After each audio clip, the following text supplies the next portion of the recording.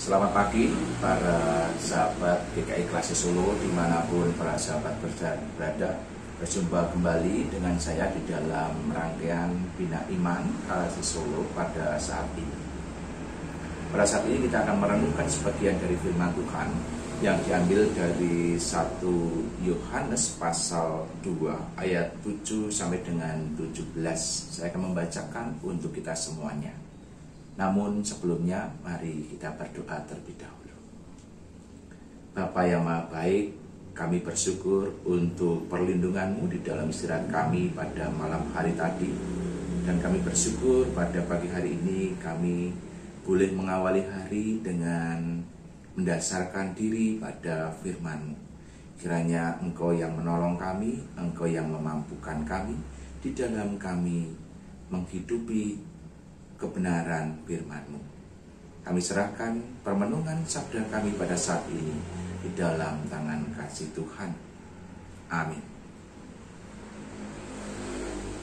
1 Yohanes pasal 2 ayat 7 sampai dengan 17, demikian firman Tuhan. Saudara-saudara yang kekasih, bukan perintah baru yang kutuliskan kepada kamu, melainkan perintah lama yang telah ada padamu dari mulanya. Perintah lama itu ialah firman yang telah kamu dengar. Namun perintah baru juga yang kutuliskan kepada kamu, telah ternyata benar di dalam Dia dan di dalam kamu. Sebab kegelapan sedang lenyap dan terang yang benar telah bercahaya. Barang siapa berkata bahwa ia berada di dalam terang, tetapi ia membenci saudaranya, ia berada di dalam kegelapan sampai sekarang. Barang siapa mengasihi saudaranya, ia tetap berada di dalam terang dan di dalam dia tidak ada penyesatan. Tetapi barang siapa membenci saudaranya, ia berada di dalam kegelapan dan hidup di dalam kegelapan. Ia tidak tahu kemana ia pergi, karena kegelapan itu telah membutakan matanya. Aku menulis kepada kamu, hai anak-anak, sebab dosamu telah diampuni oleh karena namanya. Aku menulis kepada kamu, hai bapak-bapak, karena kamu telah mengenal Dia yang ada dari mulanya. Aku menulis kepada kamu, hai orang-orang muda, karena kamu telah mengalahkan yang jahat.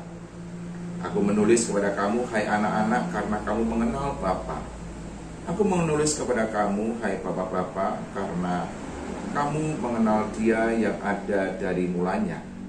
Aku menulis kepadamu, hai orang-orang muda, karena kamu kuat dan firman Allah diam di dalam kamu, dan kamu telah mengalahkan yang jahat. Janganlah kamu mengasihi dunia dan apa yang ada di dalamnya. Jikalau orang mengasihi dunia, maka kasih akan Bapa tidak ada di dalam orang itu. Sebab semua yang ada di dalam dunia, yaitu keinginan daging dan keinginan mata, serta keangkuhan hidup, bukanlah berasal dari Bapa, melainkan dari dunia. Dan dunia ini sedang lenyap dengan keinginannya, tetapi orang yang melakukan kehendak Allah tetap hidup selama-lamanya. Para sahabat yang dikasihi oleh Tuhan Yesus Kristus, ada seorang pemuda hidup di dalam sebuah keluarga bersama dengan kedua orang tuanya dan juga beberapa saudaranya. Nah, kebetulan pemuda dan keluarga ini tidak senang, tidak suka dengan yang namanya rame-rame. Kalau ada masalah tidak pernah breng lempar piring terbang dan seterusnya, tidak pernah. Tetapi walaupun mereka tidak pernah rame seperti itu, ada saja hal-hal yang kemudian menimbulkan konflik di antara mereka. Dan ketika konflik terjadi, mereka lebih baik diam, tidak berbicara apa-apa, dan itu bahkan bisa terjadi beberapa tahun mereka berdiam satu dengan yang lainnya meskipun di dalam sebuah rumah. Nah, ini sebuah kisah yang terjadi di dalam diri si pemuda ini. Terjadi, ia mengalami konflik dengan saudaranya, dan ini sudah berlangsung beberapa tahun. Tetapi kemudian dia berpikir ulang di dalam kehidupannya. Dia berpikir, bagaimana aku bisa mengasihi saudaraku yang kelihatan, Oh keliru ya, bukan itu pikirannya ternyata. Pikiran dari pemuda ini adalah bagaimana dia bisa mengasihi Tuhan yang tidak kelihatan kalau saudaranya saja yang kelihatan, yang ada di depan matanya itu tidak dia kasihi. Dia bergumul setiap hari, bahkan sampai berbulan-bulan tentang firman Tuhan ini. Dia mandek mangu antara iya dan tidak, maju dan mundur. Apakah aku akan berdamai dengan saudaraku karena aku merasa diri benar? Dalam pergumulan itu pada akhirnya dia tidak berpikir lagi siapa yang benar, siapa yang salah. Tapi dia mengingat akan firman Tuhan itu, dia dituntut, dia semestinya mengasihi saudaranya yang kelihatan. Oleh karena itu, di penghujung dia kemudian dalam sebuah momen meminta maaf kepada saudaranya ini. Terlepas siapa yang salah, siapa yang benar, dia tidak memikirkan lagi. Yang penting dia mau mengasihi saudaranya. Bapak, Ibu, Saudara, para sahabat yang dikasihi Tuhan, bicara soal mengasihi, ini adalah sebuah perintah yang lama, yang sebenarnya notabene di dalam kehidupan manusia dari zaman purba itu sudah ada mengasihi itu. Perintah mengasihi ini sudah ada. Tapi seringkali kehidupan manusia melalaikannya. Orang dengan mudah mengasihi orang yang mengasihi dia, sangat gampang sekali. Kita bisa memberi sesuatu hal yang baik kepada orang yang memberi kebaikan kepada kita. Itu sesuatu hal yang mudah karena orang berpikir balas budi. Tetapi pertanyaannya adalah bagaimana ketika kita berjumpa dengan orang-orang yang tidak mengasihi kita. Bagaimana kita berjumpa dengan orang-orang di luar sana.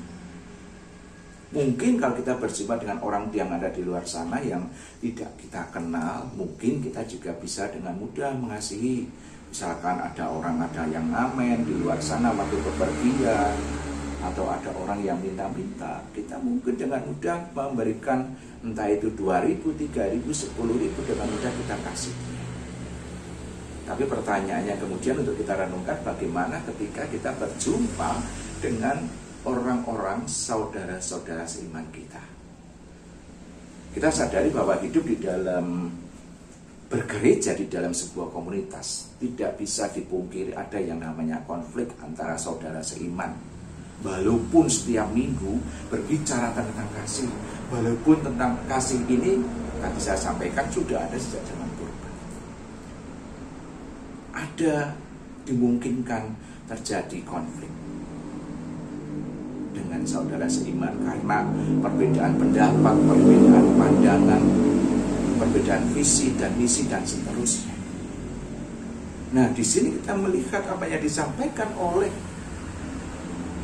surat Yohanes ini bukan perintah baru yang kutuliskan pada kamu, melainkan perintah lama yang telah ada padamu dari mulanya. Perintah lama itu ialah firman yang telah kamu dengar. Ini bicara tentang apa? Ini bicara tentang kasih. Dan ini kalau kita melihat di dalam teks pasal 6 ayat 6 sebelum ayat 7 ini, di sana dikatakan, barang siapa mengatakan bahwa ia ada di dalam dia, ia wajib hidup sama seperti Kristus telah hidup. Artinya ini bicara tentang apa yang sudah Kristus nyatakan di dalam kehidupannya. Kasih yang sejati sudah ditunjukkan oleh Kristus ketika dia berjumpa dengan umat, ketika dia berjumpa dengan orang-orang yang bahkan membencinya. Dia tetap mengatakan, ya Bapa, ampunilah mereka, sebab mereka tidak tahu. Ini sebuah gambaran mewujud nyatakan kasih yang sesungguhnya. Di dalam kehidupan kita pun semestinya juga begitu. Ketika di sana dikatakan di dalam bacaan kita, bicara tentang barang siapa mengasihi saudaranya, ia tetap berada di dalam terang dan di dalam dia tidak ada penyesatan. Mengasihi saudaranya, terlepas apa yang pernah ia alami dengan saudaranya ini, dengan saudara seiman juga. Mungkin berat, mungkin sulit seperti apa yang dialami oleh pemuda tadi.